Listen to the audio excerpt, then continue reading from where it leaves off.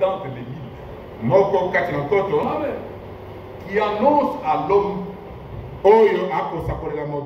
la voie qu'il doit suivre. Dieu a compassion de lui. Et il dit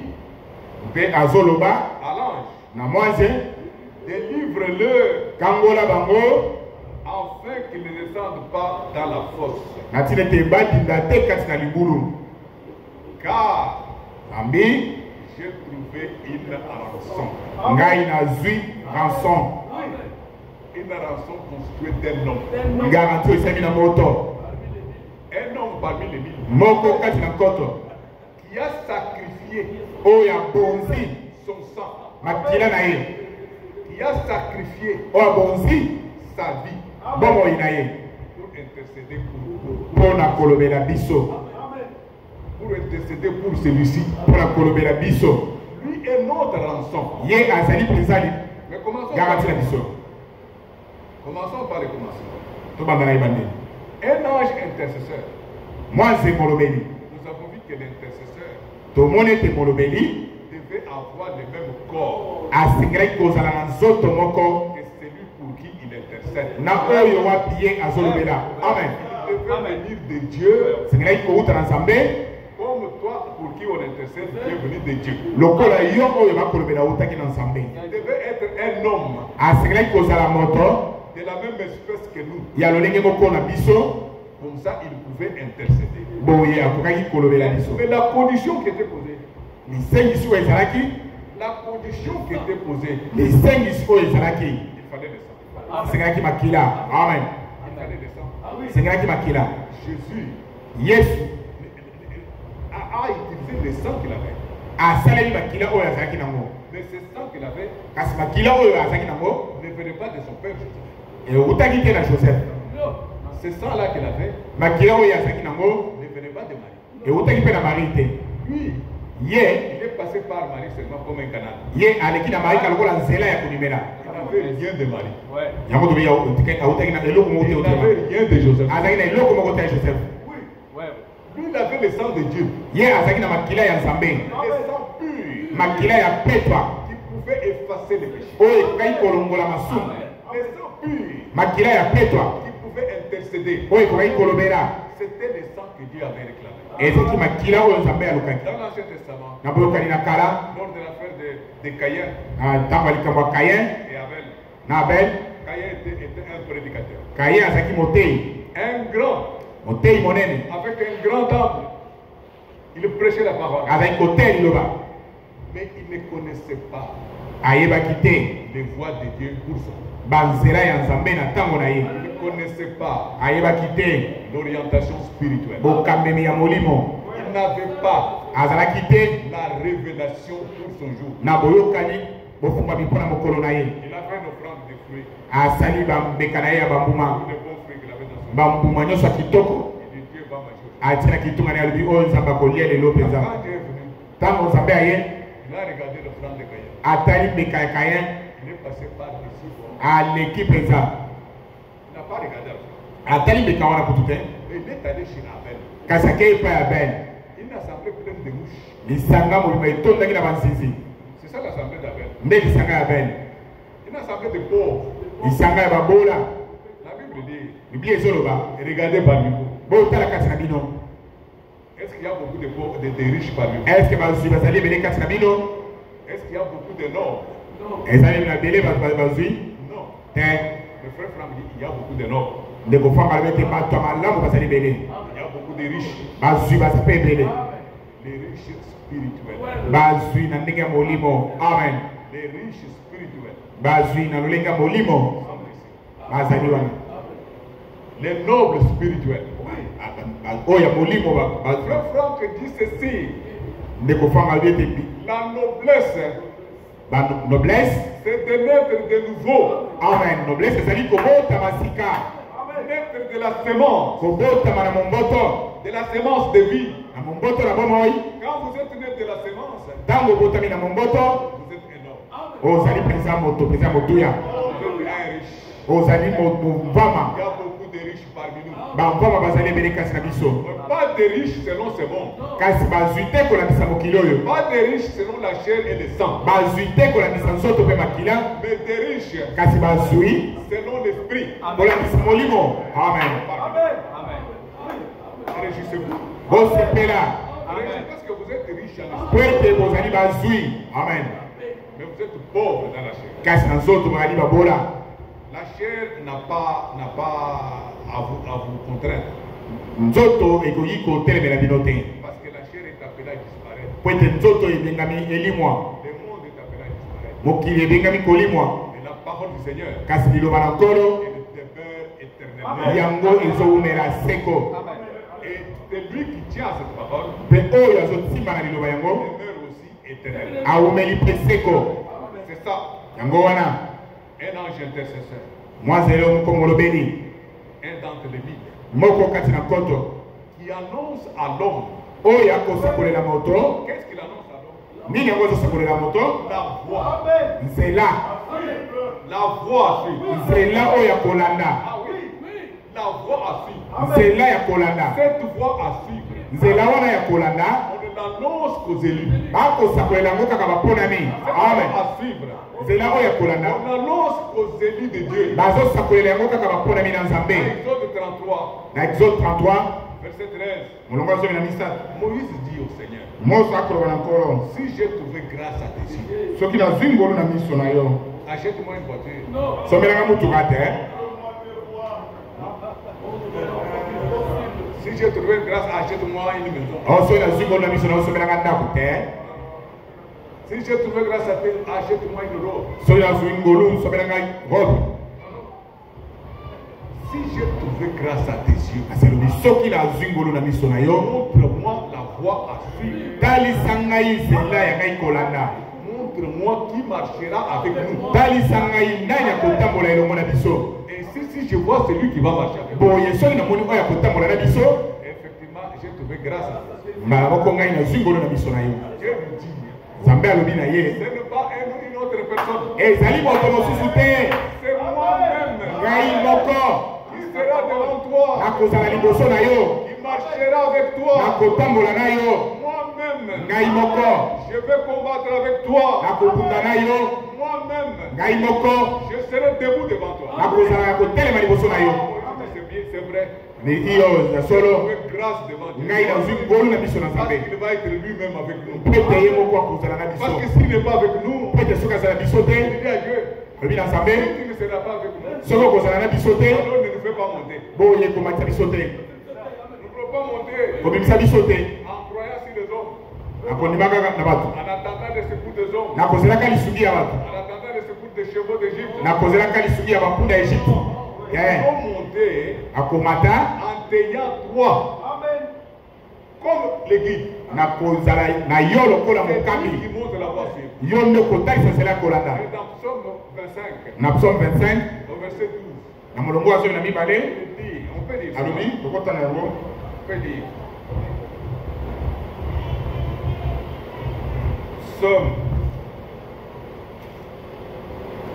Psaume 25. Ah, c'est une bonne musique.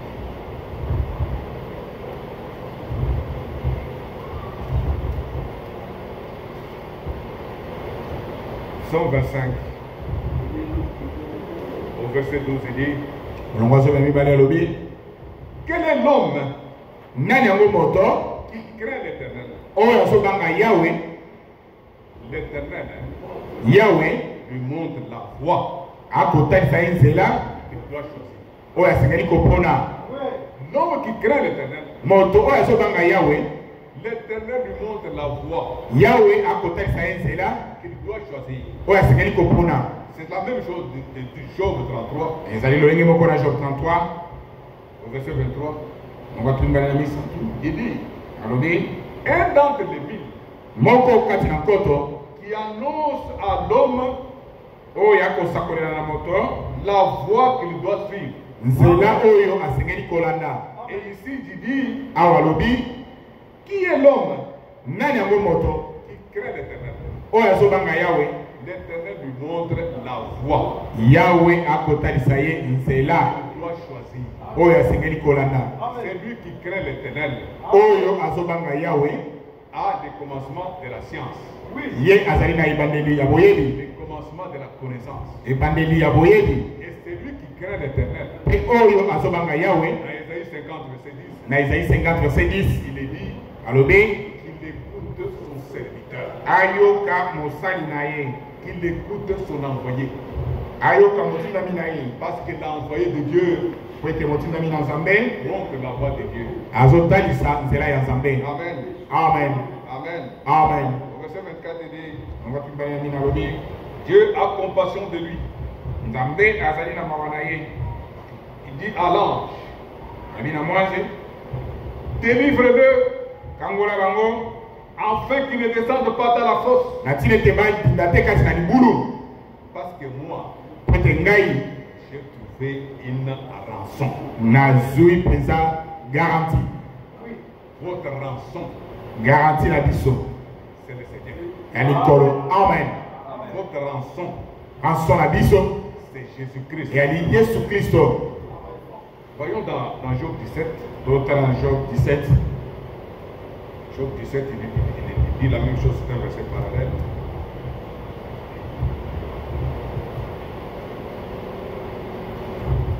Job 17, au verset 3. na bisatu Commençons même au verset 1er, 17. Au verset 1er. na yango Mon souffle s'épère, pema na ngai ezokunga, mes jours s'éteignent, mikolo na ngai ezokufa, les sépulcres m'attendent. mpe lilita ekozela ngai. C'est la fosse. La fosse. Libulu nde yango wana On peut me précipiter là. alingi kowelisanga kuna na kati. Je suis environné de mon cœur. Nazingami na bacholi, Mon œil doit contempler leurs insultes. miso na ngai ekotala mafinga na bango. Mais toi, Kasi yo sois auprès de toi-même zala pembeni na yo moko, ma caution. garanti na ngai. Sois auprès de toi-même Zala pembeni na yo moko, ma caution. garanti na ngai. Autrement, Na lolenge mosusu qui répondrait pour moi? nani yango akoyanola mpo na ngai? Sois auprès de moi Zala pembeni na ngai, ma garantie. garanti na ngai. C'est ce que ça veut dire. Yango wana elingi koloba Ma garantie. zala mpenza garanti na ngai. Parce que Pete qui répondrait de moi?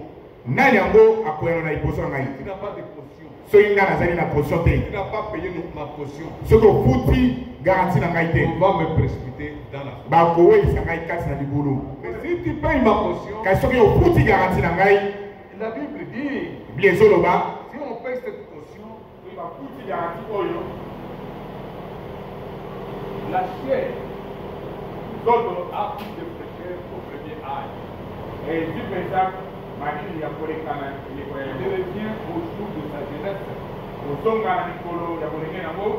Il adresse la prière à Dieu Apesi libondeli epai na Nzambe, et Dieu lui propice. mpe Nzambe alongobani na ye, Il laisse sa face avec gloire atikeli elongi na ye na esengo, et Dieu lui rend son innocence.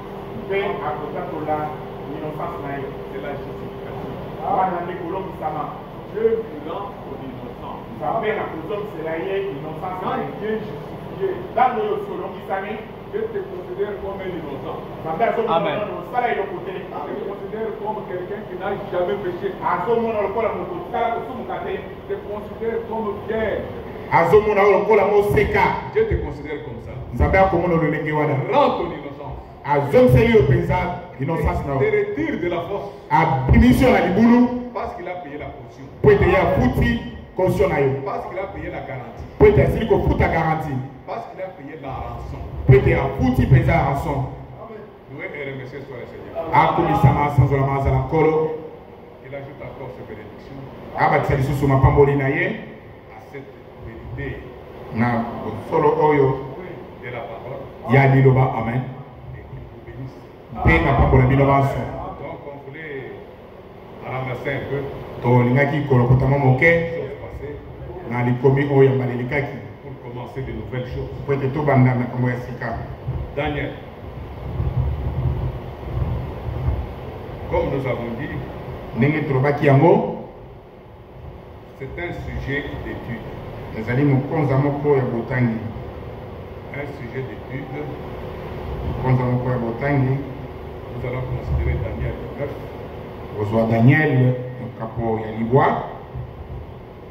Daniel 9. Daniel nous parle de 70 semaines de Daniel. Les éléments prophétiques d'Israël et son Seigneur. Qu'est-ce qui arrive à Israël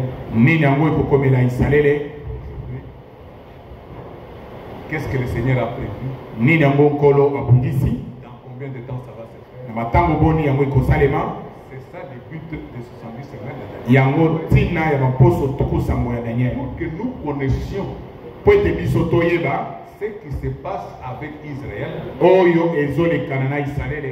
dans la prophétie et que nous les comparions à notre temps pour que nous puissions lire l'heure à la montre de Dieu. Parce que la montre de Dieu, c'est Israël. Amen. Si vous voulez connaître le temps qu'il fait, regardez à Israël. Le temps qu'il fait aujourd'hui, là où nous sommes, il faut qu'on regarde à Israël. Tout le monde regarde à Poutine. Poutine a fait la guerre. Poutine va nous bombarder. Oh, il va envoyer la bombe nucléaire. Le missile s'appelle Satan 2. Satan 2. Le Satan 1 est déjà venu. Il a déjà fait son travail à la croix. Il a tué Jésus. Il était content. En tant que Satan 1. Maintenant c'est Satan 2. Il va venir pour tuer aussi le monde. C'est n'importe quoi. Poutine ne va pas anéantir le monde. Et s'il ose aujourd'hui, les États-Unis vont le broyer. Ils vont le broyer. Les États-Unis sont forts. Parce que le temps n'est pas encore là. Le temps de Poutine n'est pas encore là. Lui, il a précédé les choses. Il veut anticiper. Ce qu'il veut faire là, ce n'est pas maintenant que ça doit se faire. Ah oui. Poutine a anticipé. Les choses qu'il doit faire là se feront quand l'église sera partie. Amen. L'église part dans la gloire. Le pape signe une alliance de 7 ans. Une alliance de 7 ans. Et j'ai vu frère Franck a dit que l'alliance qu'il va signer, il ne va pas signer avec tout le monde. Il va signer avec les Juifs de Wall Street. Vous avez entendu ça? Il dit qu'il va signer l'alliance avec les grands capitalistes du monde. Parce que tous les capitaux du monde entier sont détenus par les Juifs. Les Juifs de Wall Street. Quand vous entendez la monnaie a chuté, la monnaie a fait ceci, c'est Wall Street. Ils sont aux États-Unis avec tout un quartier où l'on gère l'argent du monde. Et ceux qui gèrent cet argent, ce sont les Juifs. Zali Bayuda. Ils tripotent comme ils veulent. Ils se tripotent avec les taux. Les taux d'échange. Les taux directeurs. Frère Franck dit, c'est avec eux que le pape va signer. Parce que dans 7 ans qu'il veut régner, les accords seront économiques. Économie sur Israël. C'est les 3 religions du monde qui vont trouver leur place à Jérusalem. Il faut signer avec eux. Pendant 3 ans et demi. Mais dans 3 ans et demi là, le pape va se présenter comme le Christ. Il ira jusqu'à se faire asseoir dans le temple. C'est ça qui va briser l'alliance. Ça va briser l'alliance. Et le pape sera rejeté. Alors commenceront la guerre d'Armageddon. Pendant 3 ans et demi, c'est la grande tribulation.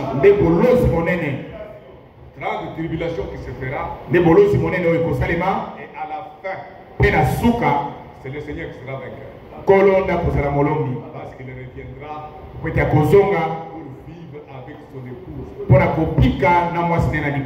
avec l'Église, avec nous, pour vivre avec nous pendant les règnes millénaires.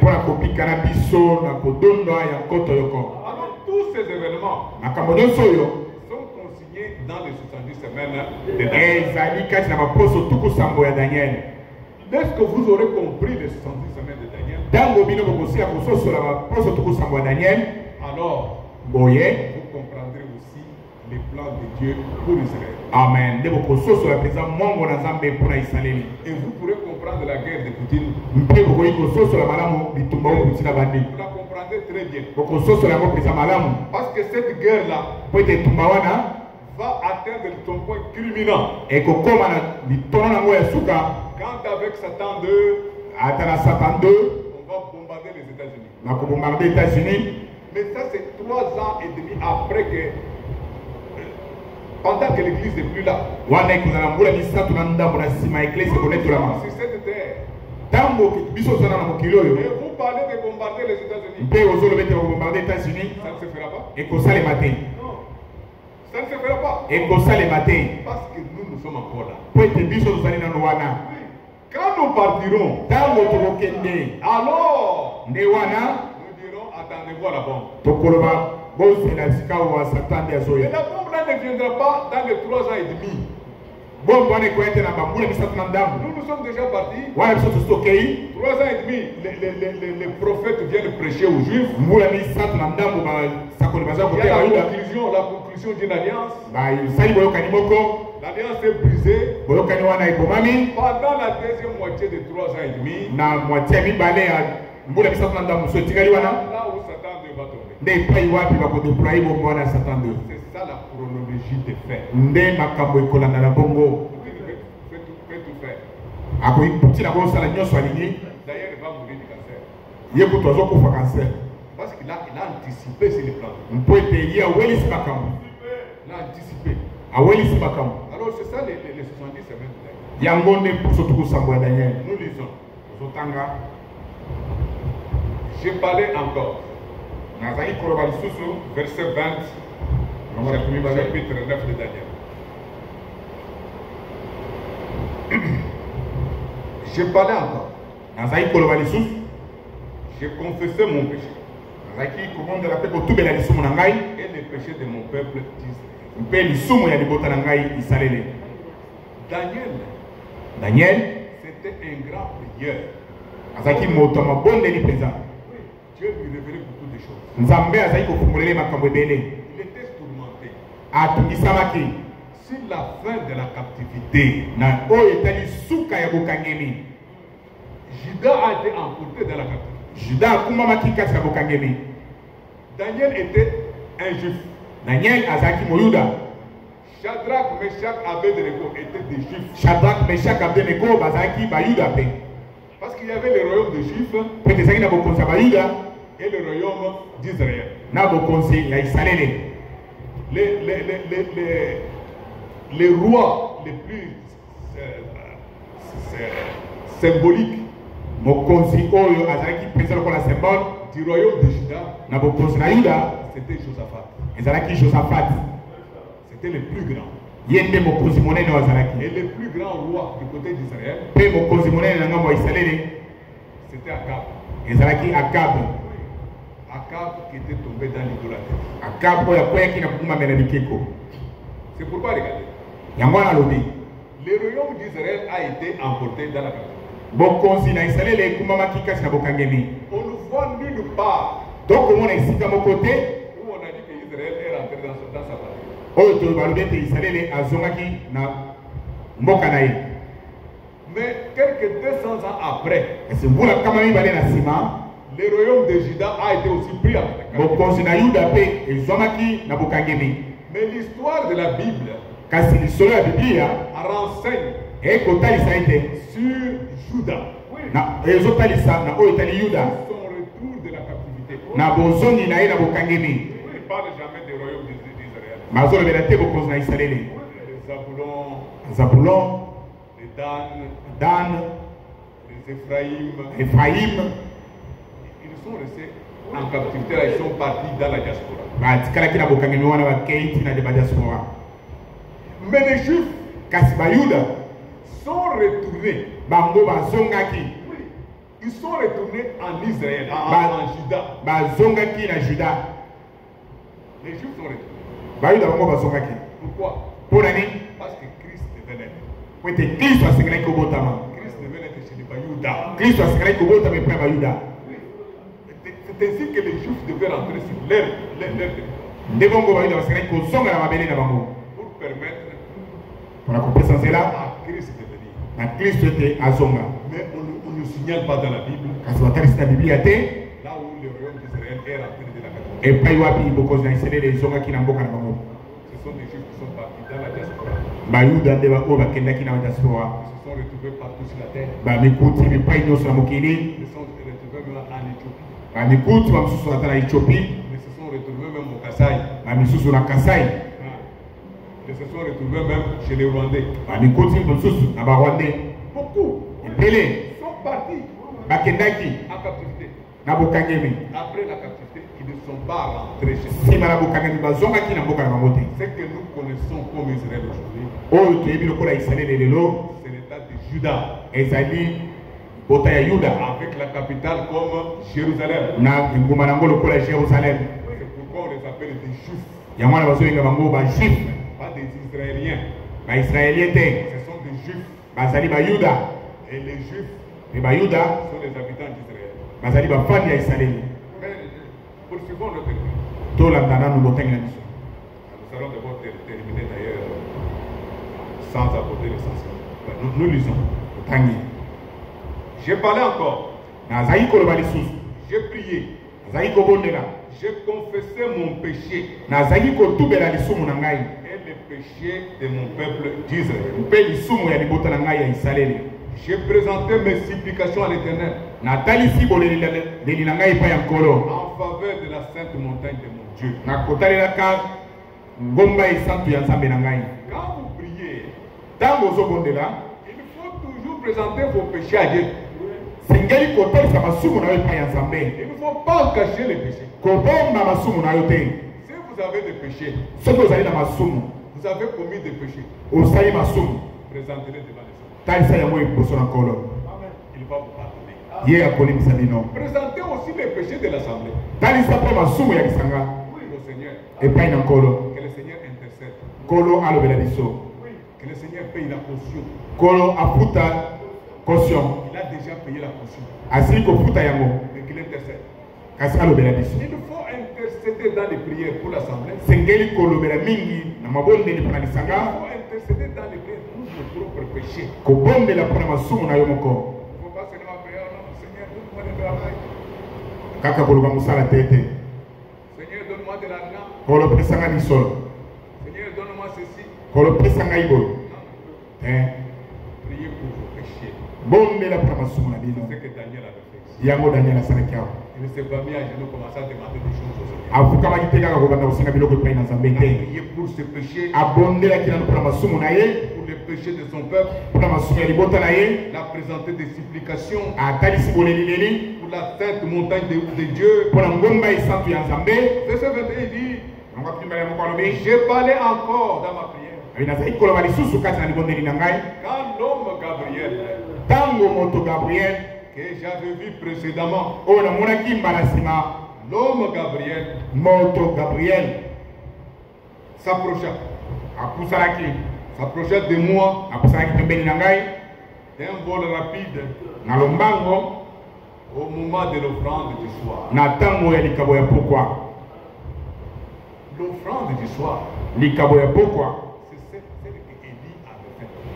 Élie avait faite. Quand il était en combat avec les prophètes d'Akab et les prophètes de Jézabel, il a offert l'offrande du soir. Et il a prié pour que le feu tombe et consume l'holocauste. On avait déjà mis de l'eau. On avait aspergé de l'eau. Parce que l'offrande, l'holocauste, devait être baptisé dans l'eau.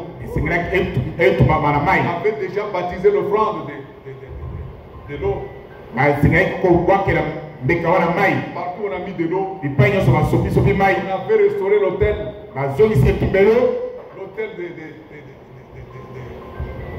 pour mettre l'offrande dessus. Et tout le monde était restauré. La parole était restaurée. L'offrande du soir viendra aujourd'hui. Et quand l'offrande du soir viendra, il va brûler l'holocauste. L'offrande du soir viendra, il va amener les lampes de feu. Il va nous amener le baptême du Saint-Esprit. On a d'abord établi l'autel sur le fondement des apôtres. C'est la parole que Frère Branham a dit. Mais ça sera brûlé. Le feu viendra d'ici. C'est ce que nous attendons. En ce temps-là, ils l'ont vécu aussi en faible mesure. Ils ont vécu cela. Mais quand ils ont vécu cela, le Seigneur s'est glorifié. Le Seigneur s'est glorifié en Élie. À cause de ce qu'Élie avait